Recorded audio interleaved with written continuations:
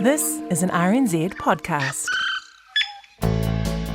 Hi, I'm Catherine Ryan, and welcome to It Takes a Village. Each week I talk to parenting experts, authors, psychologists and others about the trials and triumphs of raising a family. You can listen on 9 to noon on RNZ National every Thursday about 11:20 or right here on this podcast. Enjoy.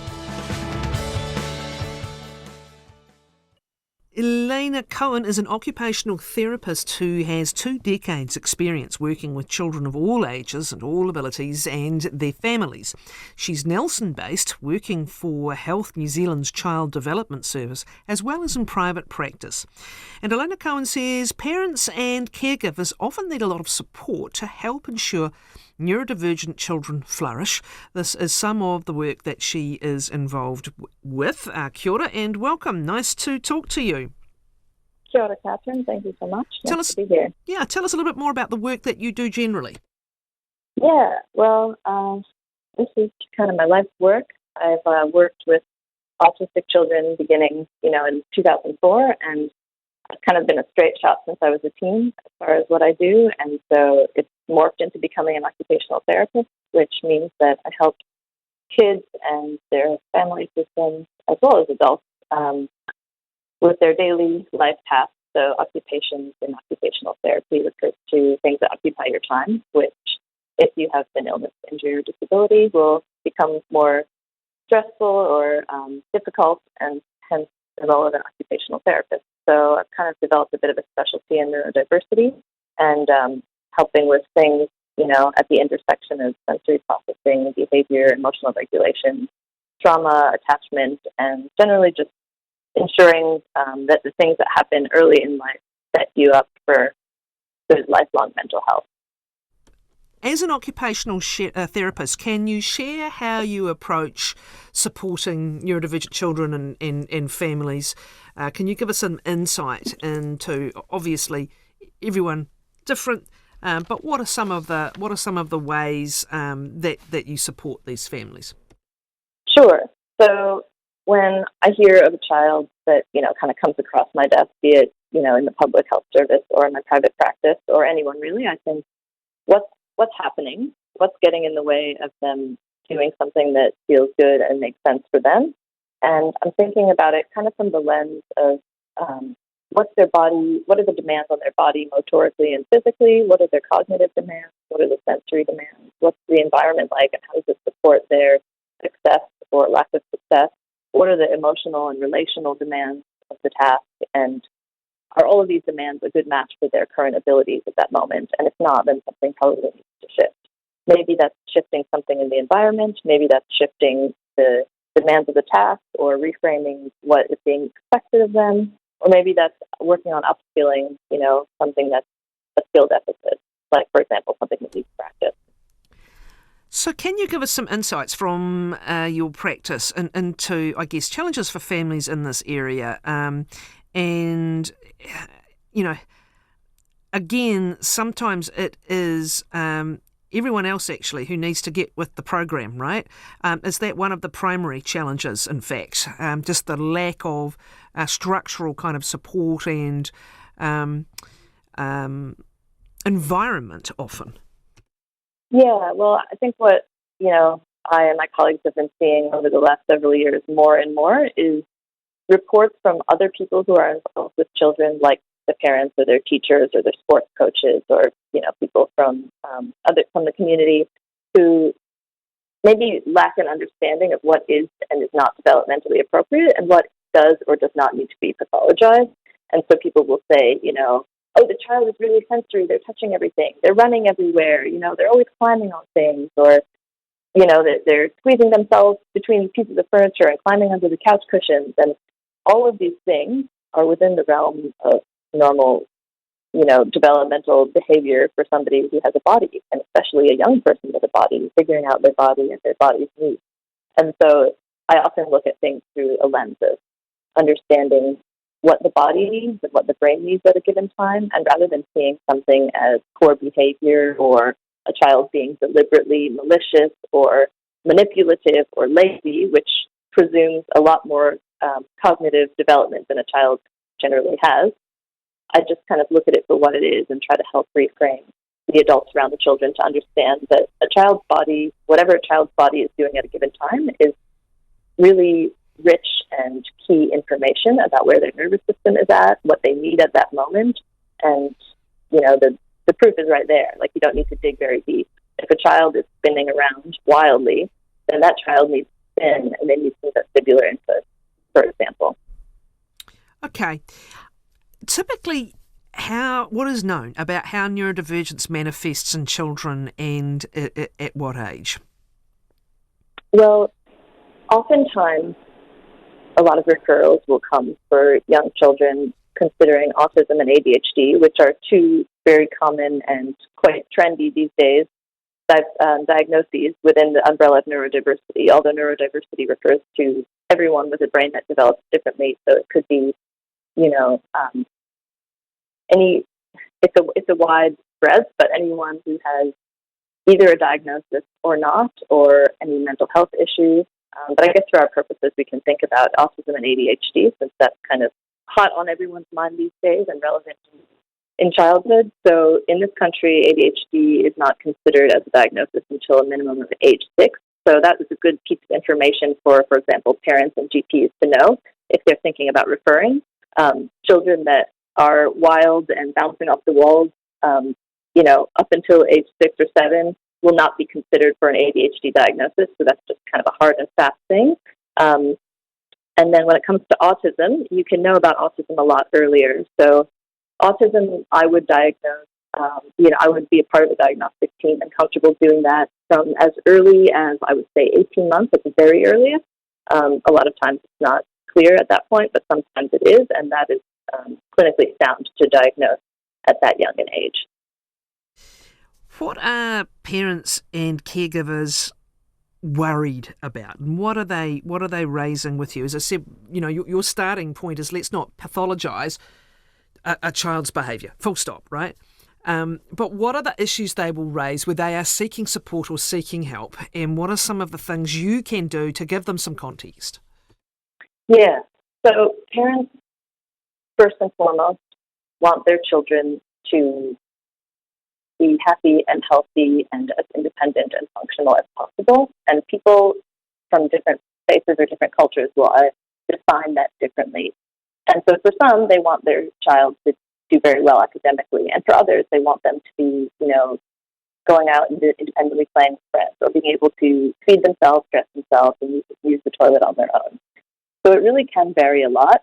And a lot of what people are concerned about, if a child is not developing typically, which is all of the children that I see, is how will they be perceived by others? How will their life look when they're, 20, 30, 40? What kind of adulthood will they have?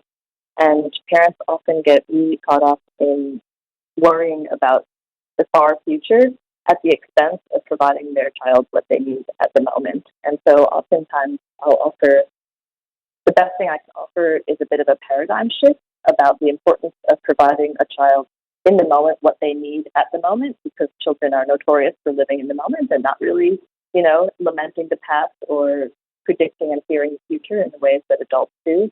And so if an adult can kind of suspend that adult tendency to worry about the future and lament or regret the past and really get quite in the present with the child, then the child will receive the message, this world is safe and I am welcome here. I will get what I need and my needs will be met. And with that kind of underlying implicit emotional knowledge, they can go forward from age 3 to age 5 to age 8 to age 10 and so on, and become that 25-year-old that whatever their level of ability, they do have that implicit emotional learning on lock, which says, I belong, my needs will be met, I will be safe, I will be supported, as opposed to a child who is always, who is not developing typically, whose parent is always existing in the future, worrying and wondering, and ends up, without meaning to, sending a message like, your entire life is going to be a brutal uphill battle. You're going to be struggling and struggling, and you will not get what you need, and you will always be a disappointment to those around you. So what you're saying is, let's slow down. What is the need of the moment? What need does the child need met in the moment? And can you give us some examples of what that might be? Yeah, so let's think about a really common one, like toileting. Say you have a preschooler who the parent or the adult is really wanting them to be using the toilet, and using the toilet involves so many different skills. So as an occupational therapist, I would come in and think, okay, does this child have the interoceptive awareness, which is the sense of, understanding and detecting and making meaning of body sensations? So do they actually feel the sense of needing to use the bathroom? And if so, do they know that that means something and that they should do something about it? Do they have a sense of urgency? Do they have the executive functioning and the cognitive skills to be able to know what that means, get themselves to the bathroom, and then move through the tasks of pulling down their pants and using the toilet, wiping, washing hands, etc.? That's quite a tall order, and not every 2 or 3-year-old has that. Not even every 5-year-old has that, and especially with a neurodivergent child, they might need much more scaffolding for that skill. So they might need to be, taken to the bathroom by an adult at a regular basis, or they might need to be in nappies for longer, or they may need a visual picture schedule that shows them steps of moving through what happens in the bathroom. But what they don't need is an adult telling them, you know how to do this. You did this yesterday. You can do this. Come on, do it by yourself. Because that doesn't foster an internal sense of mastery and capability. That fosters a sense of, oh no, I'm falling short. I have a demand placed on me, and because I did it one time when I was at my best, now I need to do it all the time. And that's not something that we do. That's not a thing we expect of ourselves as adults. Like, we have our off days too. So basically what I'm saying is giving a child the support that they need when they need it is going to be the thing that helps them eventually not need support. When people seek and perhaps get diagnoses, typically what are some of the responses that you get from parents? There can be relief sometimes at information, but is there also a fear sometimes attached to labelling? Yes, definitely. And that is a really big one. And parents will sometimes be really worried about, I don't want my child to have a label, I just want them to be themselves. And my first go-to response to that is that if your child doesn't receive a label that is accurate and that is true, like if you don't learn that your brain is an autistic brain when you're young, and you could learn that, then you're going to probably spend the next several years of your life inherently deeply inside knowing that you are different, not knowing why, and then other labels are going to come on in school, like crazy, stupid, weird, loner, whatever. And those are inaccurate and harmful labels, and that leads to bullying, and then that leads to self-gaslighting, because the person will know something different about me. But if it's not acknowledged or not talked about, then, the labels will come, but they'll be worse labels. So the more information that you can know about your brain or your neurotype, which is like the type of brain you have, the better. And you can hold it from a lens of, a parent can get a diagnosis and say something like, guess what? We've just learned this new piece of information about your brain. This is really great to know. Now that we know this about your brain, we can help take care of your brain and, do what it, give it what it needs and give you what you need. And so kind of framing it as like, this is great. Like, we just found out, that you're allergic to eggs. Now you won't have those hives or tummy aches anymore because we won't give you eggs. Just the same kind of thing. We'll just be able to set up your life so that you have more experience with success, and this will preserve lifelong mental health. What's your experience also with preschools, with teachers and so forth? Because obviously, again, as I said, the environment and the structures to support the full diversity of how humans work is not where it ideally would be. So when you are beginning to interact with settings like preschools, schools, places where you can't necessarily be the primary person, supporting the environment, what kinds of conversations can you have? Yeah, so thanks for asking. That is really a big one, because everyone comes from different approaches and different levels of knowledge with their understanding of child development and even their parenting and teaching approaches. I never want to profess that what I say is the best way or the right way and has to go. It is merely the approach that I have adopted after my years of practice and from my own personal life experience. And so it is an offering. And if it resonates for you as a teacher, as a parent, then please take it on. and I'm hopeful that I can help offer paradigm shifts, new lenses, and reframing, but I'm not here to be authoritarian or draconian. So I start with that, and then basically offering the insight that even though traditionally, children have all been made to sit in a circle on the floor at mat time for the amount of time that the songs are sung, if there is a child or 7 children that want to be lying on the floor, that want to be spinning around, that want to be hanging upside down, that want to be pushed, under a cushion, or any number of ways that preschool children do things that teachers think, oh no, that's not what I expect. I need to make them do something different. That is actually okay. That can be a really lovely opportunity, to bring attention to it and say, oh look, Johnny over here does best when his body is upside down. He's going upside down. That's awesome. How do you do best? What position does your body want to be in right now? Oh, this child really likes to lie down. That feels super good. And you can know that that's that child getting proprioceptive input to their whole body, the back of their body when they're lying down. And also, another common thing that occurs with neurodivergence is a thing called POTS, postural orthostatic tachycardic syndrome, which is associated with dizziness. And so a lot of times neurodivergent people will want to lie down more so that the blood in their body can kind of get back to their head. Otherwise, the blood circulation isn't great. It's also associated with anemia. So understanding that everything a child does is rooted in something. It's not them doing something to be annoying to you or to be unexpected or to cause trouble. They're following their body needs. And as adults, who have kind of been schooled and molded into not following our body needs, we can learn a lot from them. So framing it as, what does your body need right now, from one child to another, and just impressing the message that let's all listen to our body signals and do what our bodies need, and recognizing if that's really uncomfortable for you as a teacher or a parent to have children in different positions, different spaces around the classroom, doing unexpected things. That's something that you can look at and consider what arises in you when you witness that as a teacher or a parent or a caregiver.